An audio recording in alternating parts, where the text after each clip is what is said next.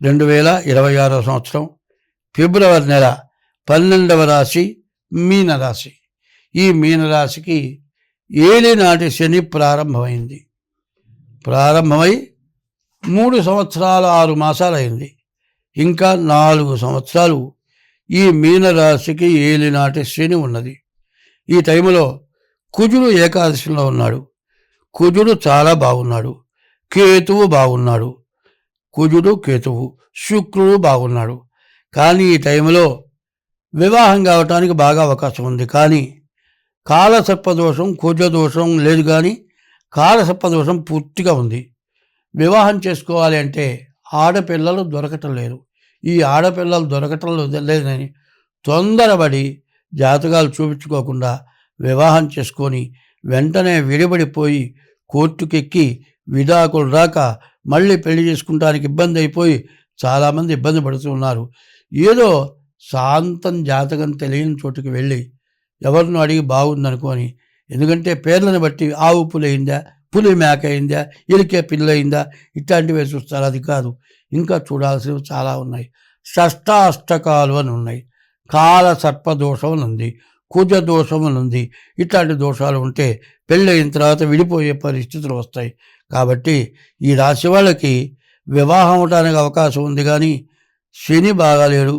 మరి ఈ శని బాగా లేకపోవటం, ఏలినాటి శని పూర్తిగా ఉండటం, మరి కుజుడు గురువు 4వ ఉండటం చాలా కష్ట నష్టాలతో కూడుకొని ఉంది. వివాహం అయిన తర్వాత కూడా చాలా ఇబ్బందులు వచ్చేట్టుంది. ప్రేమ వివాహాలు చేసుకోవడం చాలా తప్పు. ప్రేమ వివాహాలు తొందరపడి జాతకాలు చూడకుండా సరైన నిర్ణయం తీసుకోకుండా ఉంటే, షష్టాష్టకాలు అంటే 6, 8 రాసులు అయ్యేటట్లయితే ఇద్దరు ఒక చోట ఉంటే ఇద్దరి మధ్యలో పచ్చిగడ్డి వేసి అగ్గి పుల్లగిస్తే బగ్గున మండుతుంది. అంత విపరీతమైన శత్రుత్వం ఉంటుంది. ఇట్లాంటి పెళ్ళిళ్ళు చేసుకొని చాలామంది ఇబ్బందులు పడుతున్నారు. కోర్టులో ఇవే వ్యాజ్యాలు ఎక్కువగా ఉన్నాయి. లాయర్లు కూడా ఇదే చెబుతున్నారు. మరి మన హిందూ ధర్మంలో వివాహ వ్యవస్థ చాలా విశేషమైంది. భర్త భరించేవాడు, భార్య భాగం పంచుకునేది. వీళ్ళిద్దరు కూడా బండికి 2 చక్రాలు లాంటి వాళ్ళు.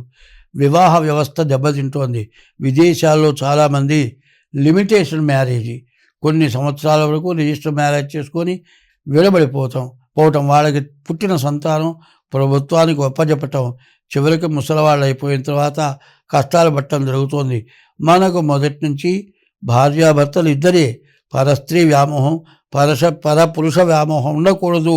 మన హిందూ ధర్మంలో ఉంది. ఆరోగ్యానికి కానీ, సౌభాగ్యానికి కానీ, ఐశ్వర్యానికి కానీ లక్ష్మి ఆడమనిషి, మరి నారి ఆడమనిషి. నవగ్రహాల్లో 10వ గ్రహం అల్లుడు అన్నారు. అట్లాగే నవరత్నాల్లో 10వ రత్నం ఆడమనిషి ఉన్నారు.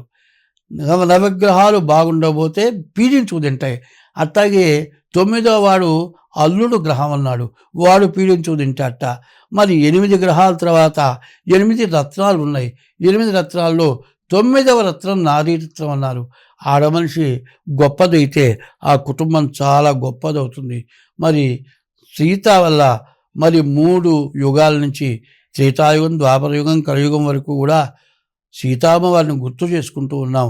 స్త్రీ యొక్క మహాపతివ్రత అయితే దేశం బాగుపడుతుంది. దేశంలో ఒక్క మహాపతివ్రత అయినా ఉండబట్టి పాపం పరిహారం అవుతుంది. కాబట్టి ఇది బాగా గుర్తుపెట్టుకొని, ఈ ఏలనాటి శని జన్మంలో ఉన్నాడు. మరి తర్వాత గురువు 4వ ఉన్నాడు. దీనివల్ల చాలా కష్టాలు నష్టాలు ఎక్కువగా ఉన్నాయి. చెప్పటానికి అలివిగానే బాధలు ఉన్నాయి. కాబట్టి ఈ రాశి వాళ్ళు కూడా డేట్ ఆఫ్ బర్త్ ద్వారా జాతకం చూపించుకొని మీరు తగినటువంటి ఫీజు చెల్లించి దానికి తగినటువంటి శాంతులు ఏమైనా ఉంటే దాని ఖర్చు ఉంటుంది, అది తీసుకొని మీకు చేయిస్తాం. దీన్ని బాగా గుర్తుంచుకొని జాగ్రత్త పడండి.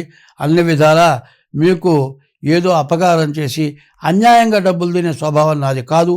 ధర్మమైన పద్ధతిలో అవసరమైనంత వరకే మీకు ఏ కార్యక్రమాలను చేయటం చెప్పటం జరుగుతుంది. స్వస్తి.